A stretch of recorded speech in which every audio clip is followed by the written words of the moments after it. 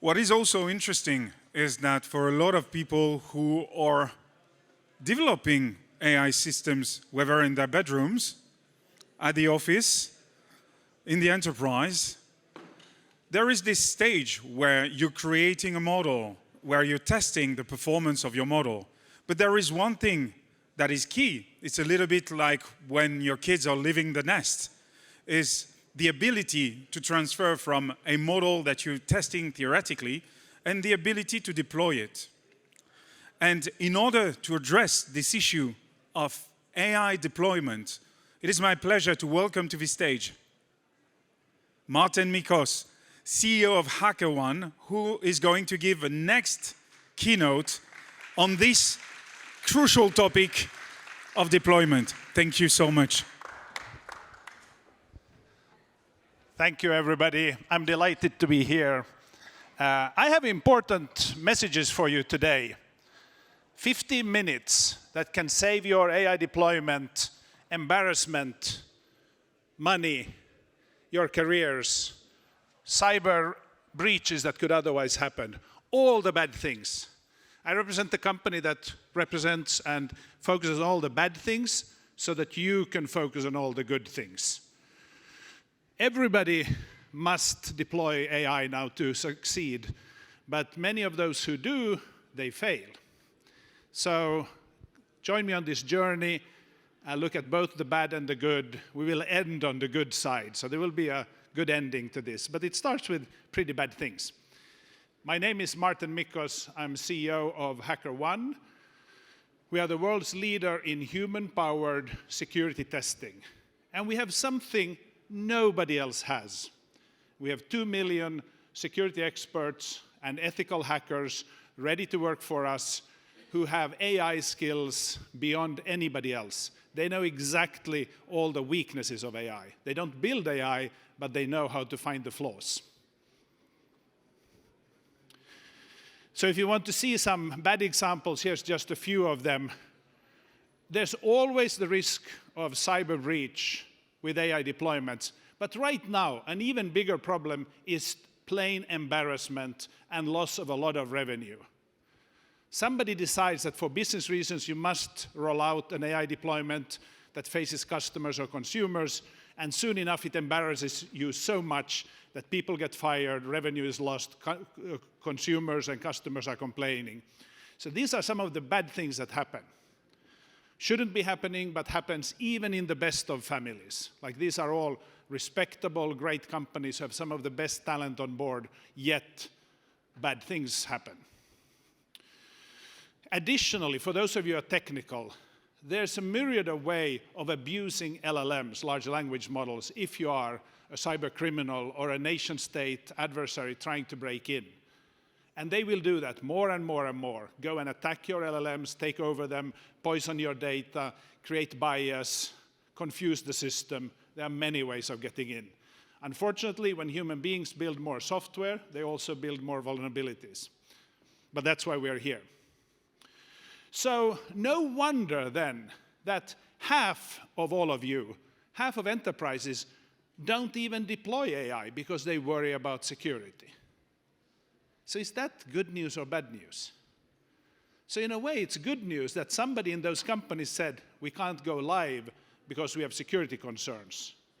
But it's kind of sad that half of AI deployments that could have happened are not happening because of security concerns.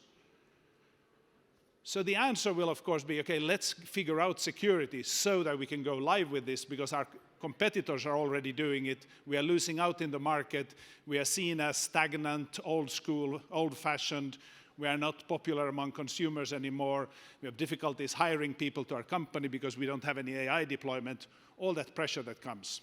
So security is a very clear challenge for companies, but it's also a solvable one. And now when I say security, I actually also mean safety. So not just the technical side of security vulnerabilities, but the worries about embarrassments, bias, toxic content, and so on, which falls into the trustworthiness and the safety category of problems. So at HackerOne, we said, let's look at what companies do. Those 50% who are deploying AI, what are they saying about it? Half of them say nothing. They say nothing about safety or security. So that's the leftmost column there. 53% say nothing. Okay, 17% say we do have excellent safety and security, but they don't explain what they are doing. So can we trust them? Who knows? Like, at least they are saying something. 12% state policy they are following and some standard they are living up to. Okay, that's starting to sound good. And then it gets better conduct the more to the right you go, but there are fewer and fewer companies. So this is a reminder to us that all of you, all of us, we are either afraid of deploying AI because we are so afraid of what will happen, or we have deployed AI and not taken precautions. Like, either way, it's bad. So let's put safety and security in shape, because it can be done. So for you and for everybody, it's true that whether you believe AI is a threat or an opportunity, you are correct. Yes, whatever you say, it's true. If AI will kill us, yes. If AI will save us, yes. The really smart people can maintain two truths in their mind at the same time. AI is both a threat and an opportunity. And it's pretty simple. All you have to do is stay focused on the opportunities, but never let go of watching for the risks, the downsides, the vulnerabilities that you have. The risk that you get so embarrassed that the business collapses, or the risk that somebody breaks into your system and distorts what it is saying. Maybe somebody takes control over it. Maybe there's a prompt injection happening. A lot of bad things, as you saw on a previous slide. But it's up to you and your mindset whether you see it as a good thing or a bad thing. So here are some good examples. We are coming over the negatives now and coming into the positives. Look at these amazing trailblazers, these companies who know exactly what they are doing with safety and security with AI deployments. So Anthropic, they have a responsible disclosure policy.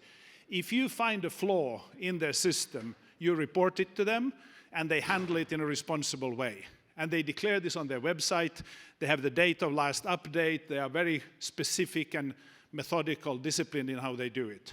Hugging Face, they say on one of their pages, please feel free to submit vulnerability reports to our private bug bounty program at HackerOne. So they receive help from the external world on fixing problems. Twitter, 5 years ago, wanted to do a bias test of their AI deployment. 5 years ago. Was it 5? I'm exaggerating, 3 years ago.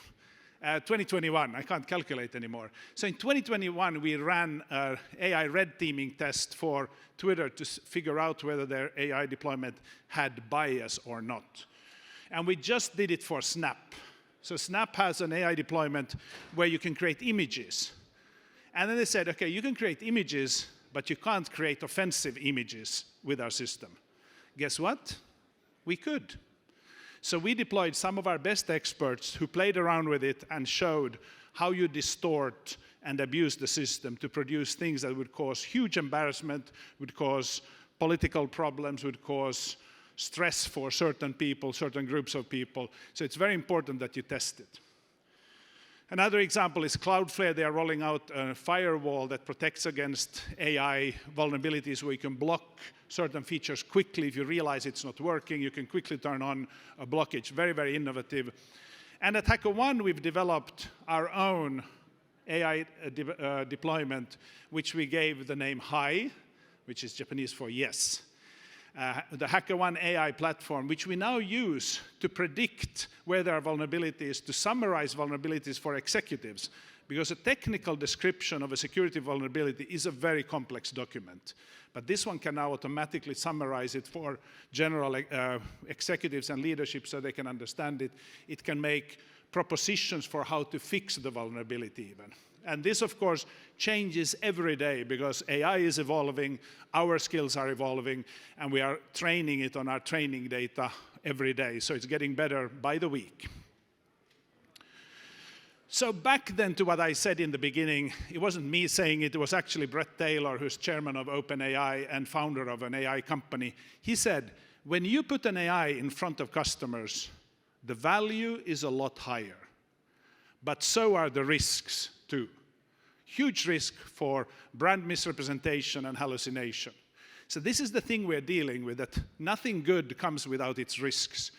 But that doesn't mean that you should just be focused on the problems. AI is by far a positive thing. It will create much more wealth and success than it creates problems. But if you ignore the problems, you end up among the ones who fail. So in summary, with AI, if you're not prepared, you are exposed. When you go live with your AI deployment, you better ask the team whether they've tested it. And say, sure, we tested it yesterday. And say, did you test it with external people who are not biased, who are not trying to just get a clean record here? And make sure that it gets tested for adverse scenarios that would cause huge embarrassment or operational disruptions or possibilities of breach or leakage of personal information. There's so much that could go wrong. So you better be prepared, and when you're prepared, you are not exposed anymore. So with that, go make your AI deployment a Trailblazer.